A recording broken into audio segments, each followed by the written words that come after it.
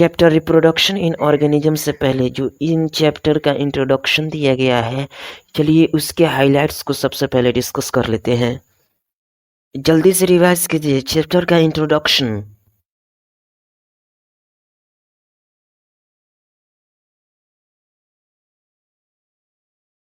बताइए, a story of life on earth को क्या कहते हैं?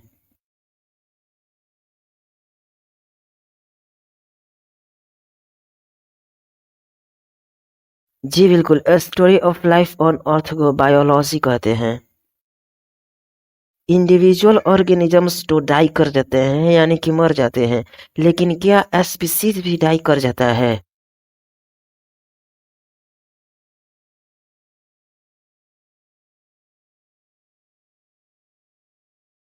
जी बिल्कुल, इंडिविजुअल ऑर्गेनिजम्स डाई हो जाते हैं विदाउट फेल, लेकिन स्पीसीज कंटिन्यू करता है to live millions of year unless threatened by natural और एंथ्रोपोजेनिक एक्सटिंक्शन। बताइए, कौन सा रिप्रोडक्शन न्यू वेरिएंट्स को क्रिएट करता है और सर्वाइवल एडवांटेज को इनहांस्ड कर देता है?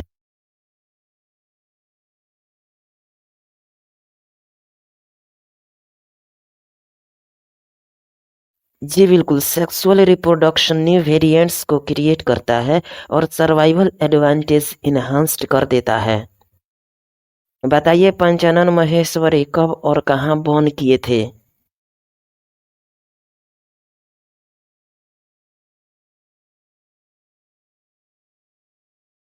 जी बिल्कुल, पंचानन महेश्वरी नवंबर 1904 में जोधपुर यानी कि राजस्थान में बोर्न किए थे। बताइए, क्या ये बोटेनिस्ट थे?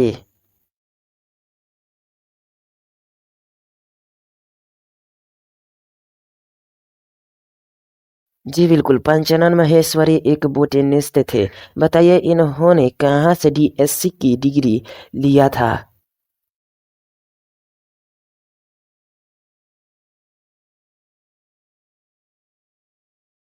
जी बिल्कुल, इन्होंने इलाहाबाद से डीएससी की डिग्री लिया था। बताइए, ये किस अमेरिकन मिशनरी टीचर से इंस्पायर्ड हुए थे?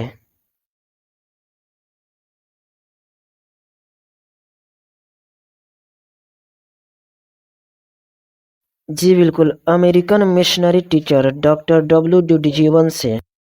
बताइए, बोटनी में स्पेशली इनको किस ब्रांच में ज़्यादा इंटरेस्ट था?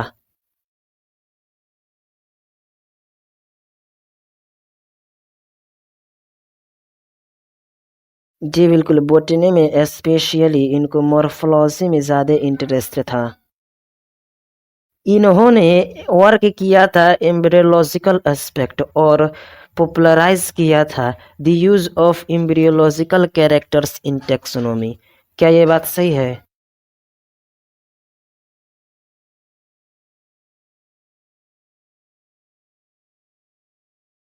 जी बिल्कुल, इन्होंने वर्क किया था ऑन एम्ब्रियोलॉजिकल एस्पेक्ट्स और पॉपुलराइज्ड किया था the use of embryological characters in taxonomy. क्या इन्होंने एस्टेब्लिश्ड किया था the department of botany university of Delhi as an important centre of research in embryology and tissue culture?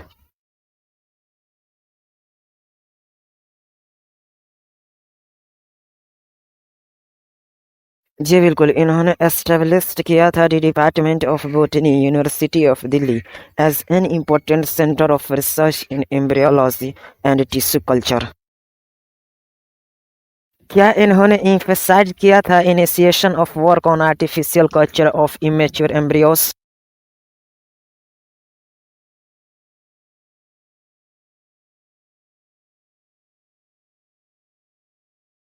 जी बिल्कुल, इन्होंने emphasize किया था the need for initiation of work on artificial culture of immature embryos. बताइए, क्या इन्होंने वर्क किया था on test tube fertilization and intra ovarian pollination?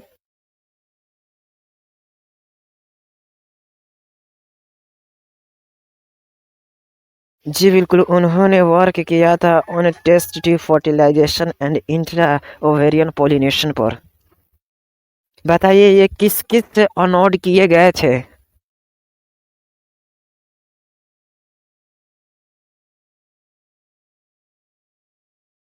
जी बिल्कुल, royal society of London that is FRS, Indian national science academy और बहुत सारे इंस्टीट्यूशन से। बताइए क्या इनका कंट्रीब्यूशन है first text book of biology for secondary school published by NCERT इन 1964 में?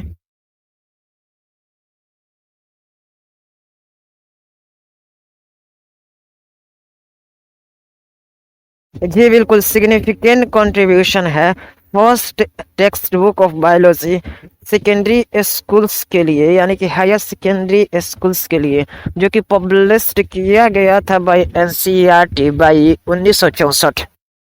बताइए period from birth to the natural death को क्या कहते हैं?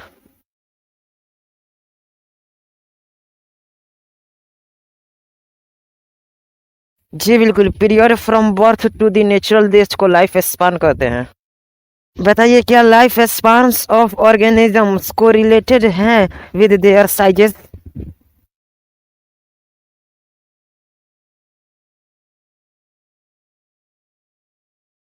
जी बिल्कुल, लाइफ स्पान्स ऑफ ऑर्गेनिजम्स को रिलेटेड नहीं है विद देयर साइजेस। बताइए क्या सिंगल सेल्ड ऑर्गेनिजम्स इमोर्टल होते हैं?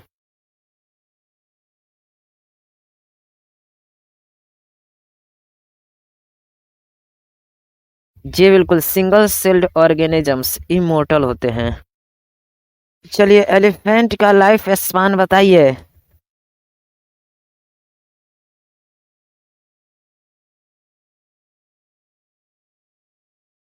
रोज का लाइफ स्पान बताइए।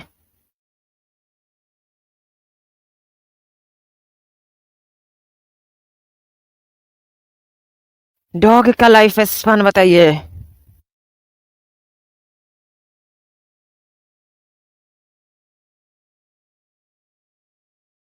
बटरफ्लाई का लाइफ स्पान बताइए।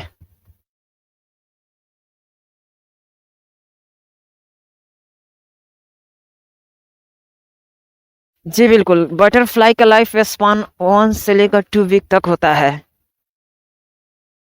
चलिए क्रो का लाइफ स्पान बताइए।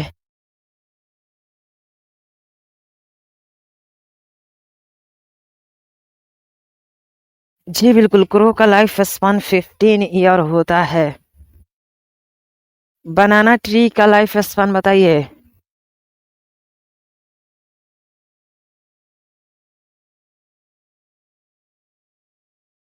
काऊ का लाइफ स्पान बताइए।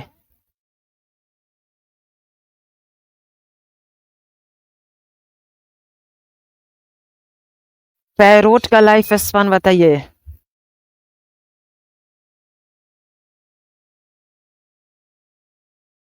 जी बिल्कुल, पैरोट का लाइफ स्पान 140 ईयर्स होता है। क्रोकोडाइल का लाइफ स्पान बताइए।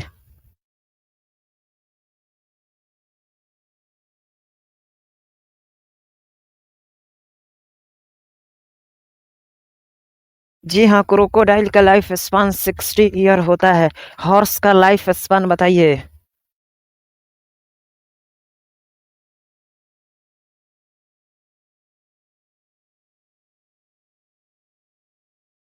फ्रूट फ्लाई का लाइफ स्पान बताइए।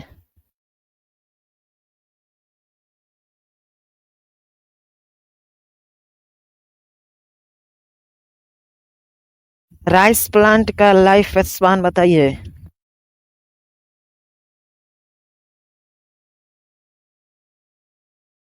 टॉर्टोइस का लाइफ स्पान।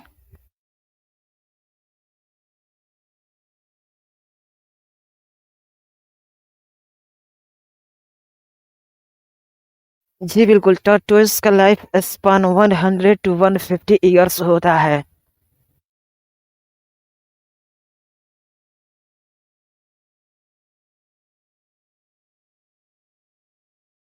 चलिए बनियान ट्री का लाइफ स्पान बताइए।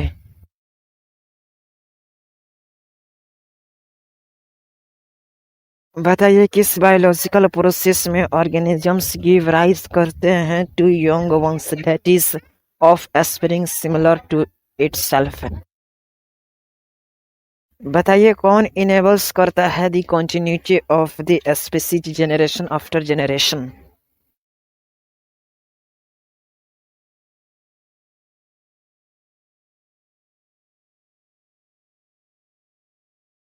जी बिल्कुल, रिप्रोडक्शन इनेबल्स करता है the continuity of the species generation after generation. Organisms कैसे रिप्रोड्यूस करते हैं यह किस पर डिपेंड करता है।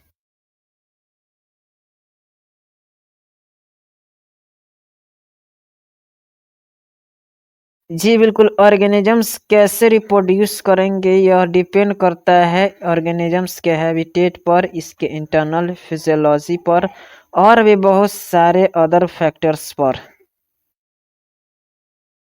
उस रिप्रोडक्शन को क्या कहते हैं जिसमें ऑफ स्प्रिंग प्रोड्यूस करते हैं सिंगल पेरेंट्स विद और without the involvement of gamete formation.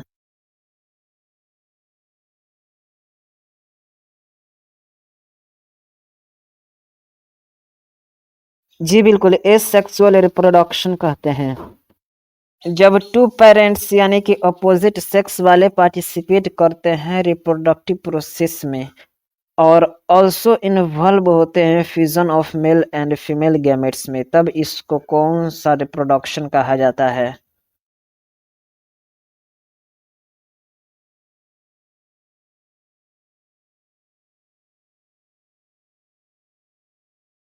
जी बिल्कुल, सेक्सुअल रिप्रोडक्शन कहा जाता है।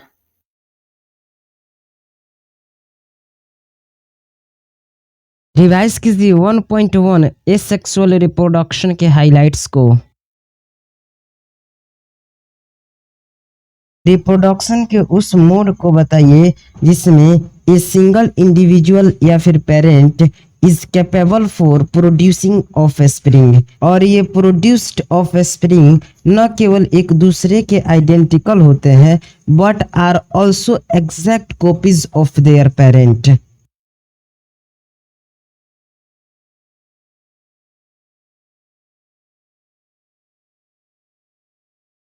जी बिल्कुल, ए सेक्सुअल रिप्रोडक्शन।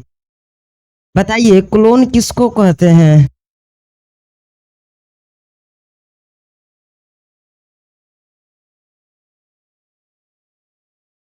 जी बिल्कुल, मॉर्फोलॉजिकली और जेनेटिकली सिमिलर इंडिविजुअल्स को क्लोन कहते हैं। बताइए क्या बडिंग और बाइनरी फिजन सेल डिवीजन है यूनिसेलुलर ऑर्गेनिजम्स में।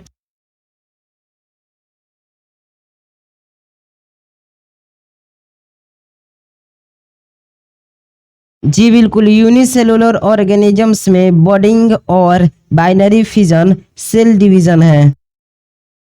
बताइए unicellular organism yeast asexual reproduction के किस मेथड से रिप्रोड्यूस करता है।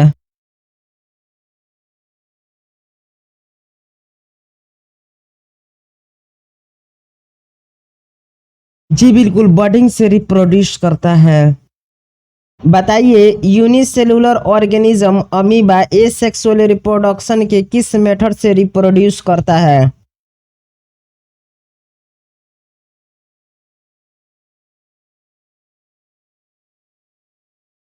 जी बिल्कुल, बाइनरी फिजन। बताइए फिगर 1.2 का ए किसको शो कर रहा है।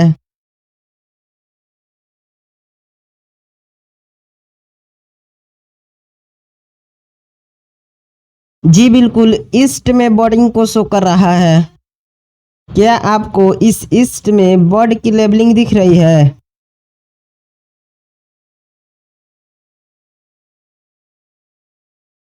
चलिए बताइए क्या आपको अमीबा में बाइनरी फिजन दिख रहा है।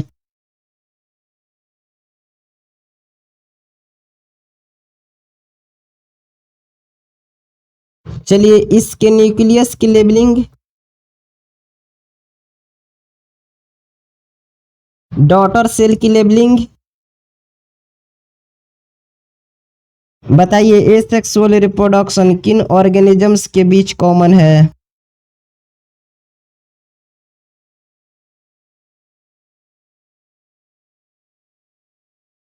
जी बिल्कुल, asexual reproduction single celled organisms और रिलेटिवली सिंपल ऑर्गेनाइजेशन वाले प्लांट्स और एनिमल्स के एमोंग कॉमन है।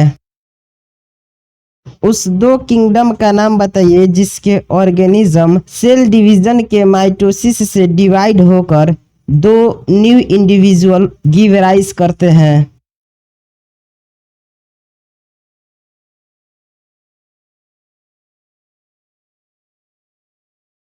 जी बिल्कुल, किंगडम प्रोटिस्ट और मोनेरंस के ऑर्गेनिजम्स माइटोसिस के द्वारा टू न्यू इंडिविजुअल्स को गिव राइज करते हैं।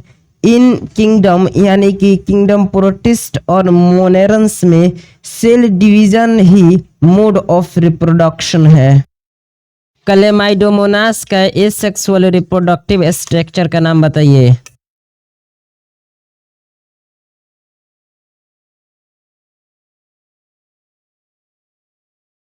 जी बिल्कुल, क्लेमाइडोमोनास का एसेक्सुअल रिप्रोडक्टिव स्ट्रक्चर का नाम जूस्पोर्स है।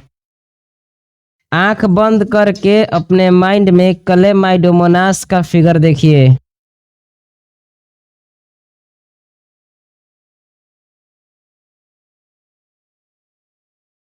पेनिसिलियम के एसेक्सुअल रिप्रोडक्टिव स्ट्रक्चर का नाम बताइए।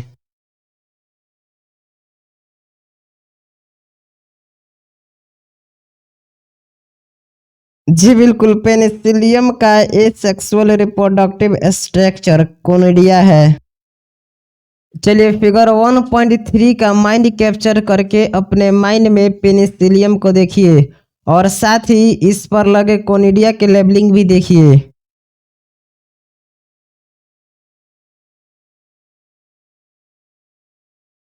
चलिए हाइड्रा के एसेक्सुअल रिप्रोडक्टिव स्ट्रक्चर का नाम बताइए।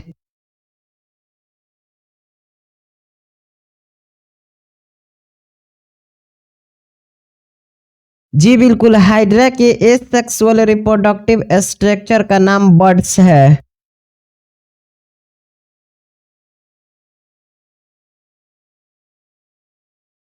चलिए अपनी आंखों को बंद करके हाइड्रा को देखिए।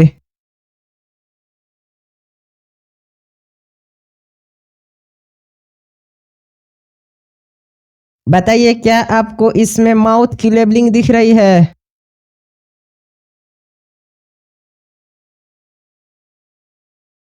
बर्ड की लेबलिंग। चलिए स्पॉन्ज का एसेक्सुअल रिप्रोडक्टिव स्ट्रक्चर्स का नाम बताइए।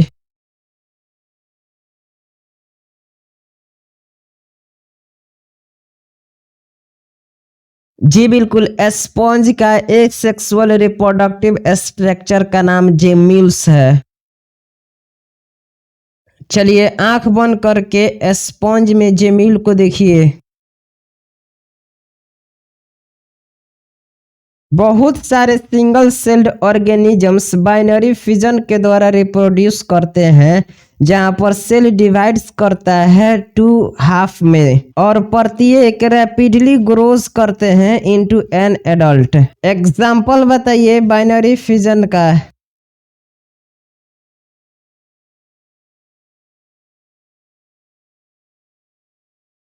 जी बिल्कुल, अमीबा और पैरामीशियम बाइनरी फिजन शो करते हैं। मोड ऑफ एसेक्सुअल रिप्रोडक्शन बताइए जिसके द्वारा ईस्ट रिप्रोड्यूस करता है।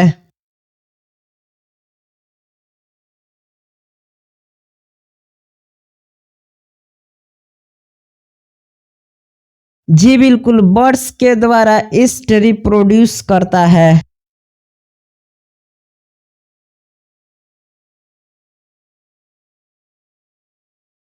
बताइए इंसिस्टेशन क्या होता है?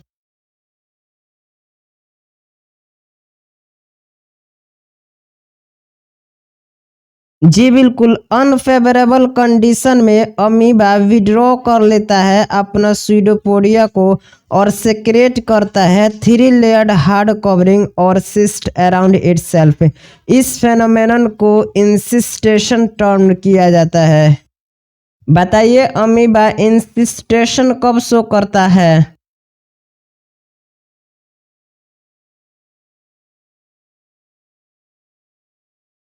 जी बिल्कुल, अमीबा इंसिस्टेशन अनफेवरेबल कंडीशन में शो करता है। बताइए, अमीबा अनफेवरेबल कंडीशन में अपना क्या विड्रॉ करके 3 लेयर्ड हार्ड कवरिंग, जिसको सिस्ट कहते हैं, को सेक्रेट करता है अराउंड इटसेल्फ।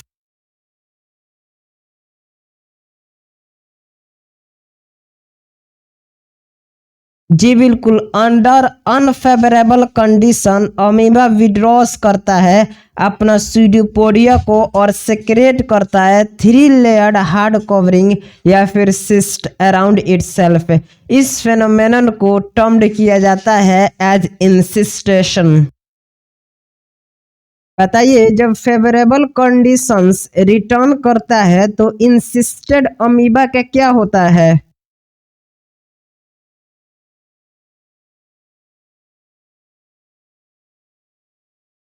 जी बिल्कुल, जब फेवरेबल कंडीशन रिटर्न करता है तो इंसिस्टेड अमीबा डिवाइड्स करता है बाय मल्टीपल फिजन और प्रोड्यूस करता है मेनी माइन्यूट अमीबा या फिर pseudopodiospores. Cyst wall burst out हो जाता है और एस्पोर्स लिबरेट हो जाता है in this surrounding medium to grow up into many amoeba. इस फेनोमेनन को एस्पोरुलेशन कहा जाता है। बताइए, अमीबा के इंसिस्टेशन में सिस्ट कितने लेयर का हार्ड कवरिंग होता है?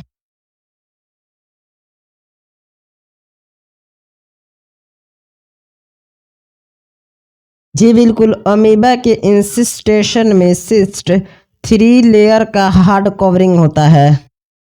बताइए, अमीबा मल्टीपल फिजन से कब डिवाइड करता है?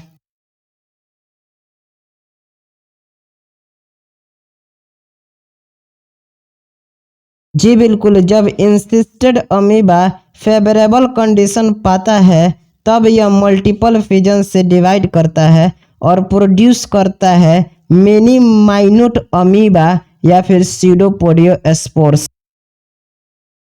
बताइए, माइन्यूट अमीबा या फिर स्यूडोपोडियोस्पोर्स कब प्रोड्यूस होते हैं?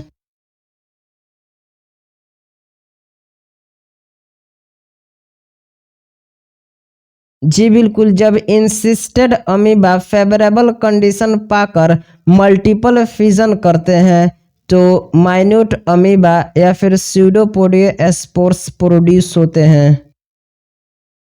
बताइए, एस्पोरुलेशन किसको बोलते हैं?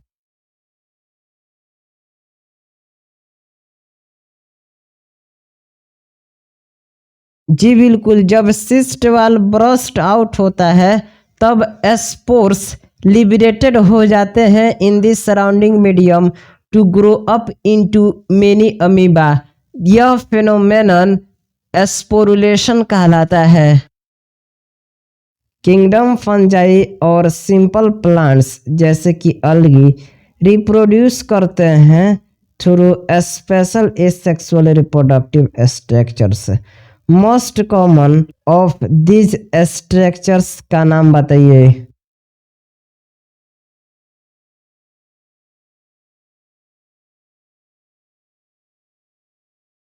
जी बिल्कुल, zoospores. Zoospores microscopic और मोटाइल स्ट्रक्चर्स होते हैं।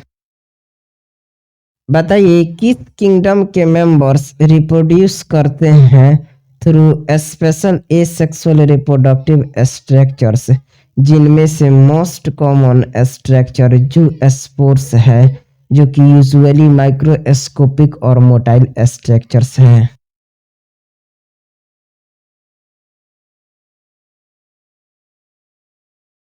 जी बिल्कुल, किंगडम फंजाई और अलगी की मेंबर्स रिप्रोड्यूस करते हैं स्पेशल एसेक्सुअल रिप्रोडक्टिव स्ट्रक्चर्स से, जिनमें मोस्ट कॉमन स्ट्रक्चर जू स्पोर है, जो कि यूजुअली माइक्रोस्कोपिक और मोटाइल स्ट्रक्चर्स होता है। पेनिसिलियम का कॉमन एसेक्सुअल रिप्रोडक्टिव स्ट्रक्चर्स का नाम बताइए।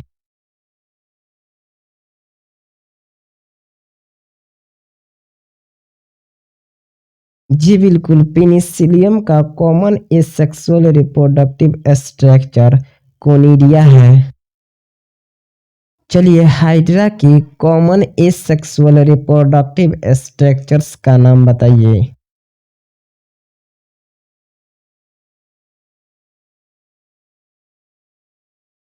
जी बिल्कुल, birds common asexual reproductive structure है हाइड्रा का। चलिए स्पॉन्ज का कॉमन एसेक्सुअल रिप्रोडक्टिव स्ट्रक्चर का नाम बताइए।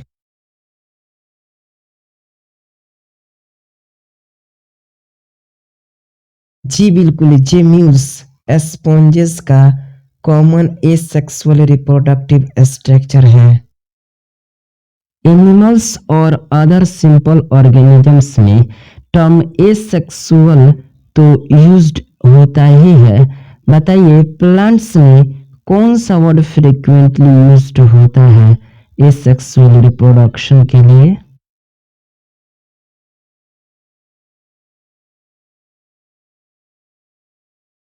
जी बिल्कुल, वेजिटेटिव रिप्रोडक्शन। प्लांट्स में उन यूनिट ऑफ वेजिटेटिव प्रोपेगेशन का नाम बताइए जो कि कैपेबल होते हैं न्यू ऑफ स्प्रिंग को गिव राइज करने में।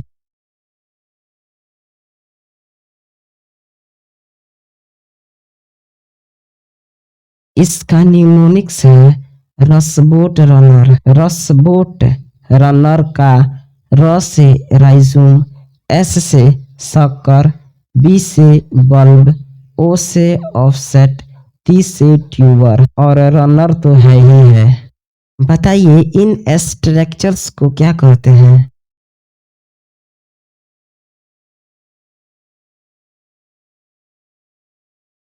जी बिल्कुल, इन स्ट्रक्चर्स को वेजिटेटिव प्रोपेगेल्स कहते हैं। यानी कि यूनिट ऑफ वेजिटेटिव प्रोपेगेशन को वेजिटेटिव प्रोपेगेल्स कहते हैं। बताइए क्या हाइड्रा में फ्रेगमेंटेशन पाया जाता है।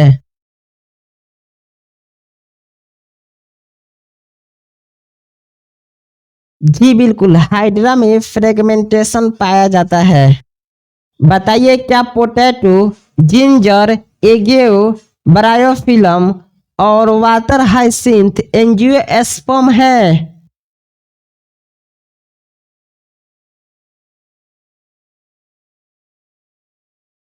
जी बिल्कुल, पोटैटो, जिंजर, एगेओ, ब्रायोफिलम और वाटर हाइसिंथ एंजियोस्पर्म है।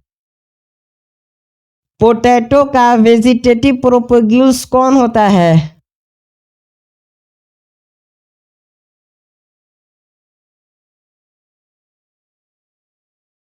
जी बिल्कुल, पोटैटो का वेजिटेटिव प्रोपेगेल्स आइज होता है।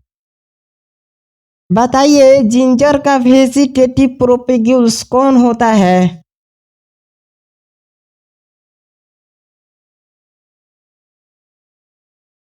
जी बिल्कुल, जिंजर का वेजिटेटिव प्रोपेगेल्स राइजोम होता है। बताइए एगेओ का वेजिटेटिव प्रोपेगेल्स कौन होता है।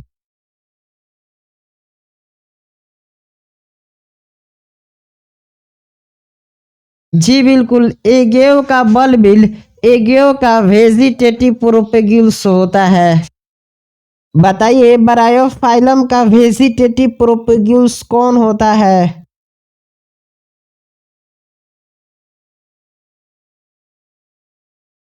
जी बिल्कुल, ब्रायोफाइलम के लीफ बर्ड्स ब्रायोफाइलम के वेजिटेटिव प्रोपेगेल्स होता है। बताइए वाटर हाइसिंथ का वेजिटेटिव प्रोपेगेल्स कौन होता है।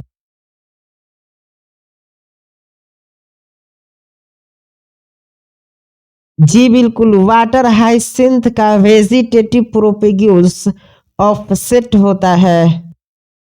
चलिए फिगर 1.4 का माइंड कैप्चर कीजिए। आइज ऑफ पोटैटो के फिगर में क्या आपको आइस दिख रहा है।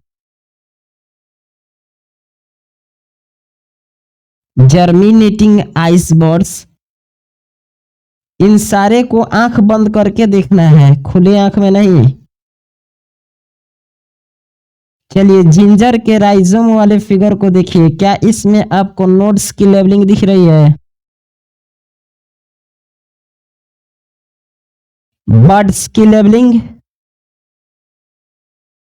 एडवेंटिशियस रूट की लेवलिंग। चलिए अब बल्बिल ऑफ एगियो को देखिए। ब्रायोफिलम के लीफ बर्ड्स में क्या आपको एडवेंटिशियस बर्ड्स की लेवलिंग दिख रही है?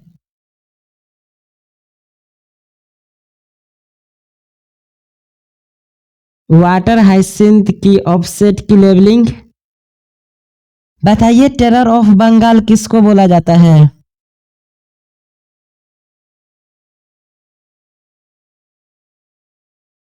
जी बिल्कुल, वाटर हाइसिंथ को बोलते हैं, जो कि मोस्ट इनवेसिव वीड है, जो कि ग्रो होता है स्टैंडिंग वाटर में। यह टेरर ऑफ बंगाल या फिर वाटर हाइसिंथ वाटर बॉडीज के लिए स्कोरेज क्यों है?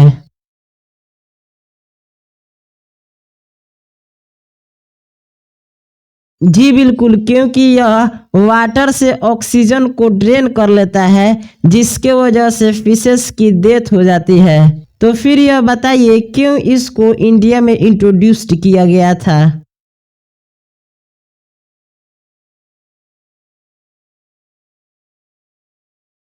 जी बिल्कुल, इसके ब्यूटीफुल फ्लावर्स और लीफ के शेप के लिए इसको इंडिया में इंट्रोड्यूस किया गया था। चूंकि यह वेजिटेटिवली प्रोपेगेट कर सकता है, इसलिए बहुत ही शॉर्ट पीरियड ऑफ टाइम में सारे वाटर बॉडीज में फैल गया। बताइए पोटैटो ट्यूबर में स्मॉल प्लांट्स कहाँ से इमर्ज होता है?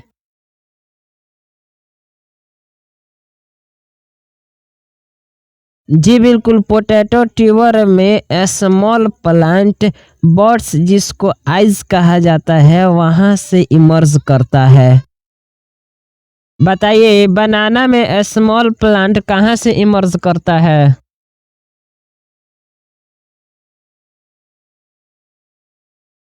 जी बिल्कुल, बनाना और जिंजर के राइजोम से इमर्ज करता है। Are you aware how plants like potato, sugarcane, banana, ginger, dahlia are cultivated? Have you seen a small plants emerging from the buds called eyes of potato tuber from the rhizome of banana and ginger?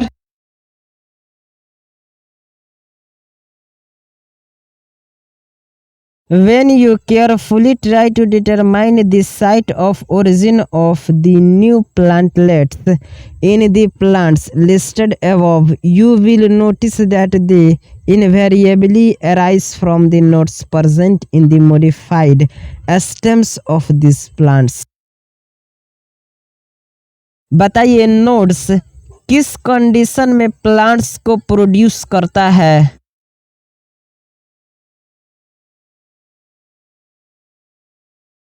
जी बिल्कुल, जब nodes डैम्प soil या फिर water के contact में आता है तब root को प्रोड्यूस करता है और इस तरह से प्लांट प्रोड्यूस हो जाता है। बताइए कौन से बर्ड्स अराइज करते हैं from the notches present at margins of leaves of bryophyllum?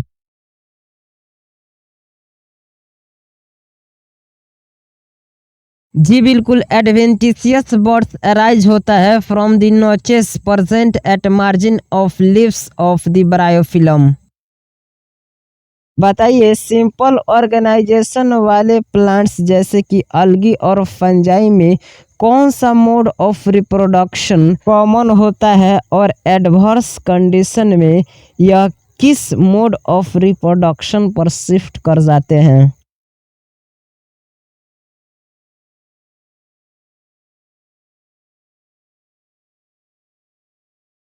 जी बिल्कुल, सिंपल ऑर्गेनाइजेशन वाले ऑर्गेनिजम्स जैसे कि अलगी और फंजाई में एसेक्सुअल रिप्रोडक्शन कॉमन मेथड होता है रिप्रोडक्शन का। लेकिन जब एडवर्स कंडीशन आता है तो यह सेक्सुअल मेथड ऑफ रिप्रोडक्शन में शिफ्ट कर जाते हैं। बताइए मोस्ट ऑफ द एनिमल्स में कौन सा मोड ऑफ रिप्रोडक्शन प्रेजेंट होता है?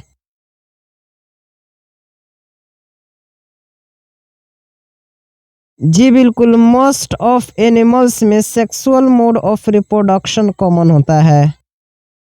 साथ ही एसेक्सुअल यानी कि vegetative as well as sexual mode of reproduction exhibited करते हैं हायर प्लांट्स।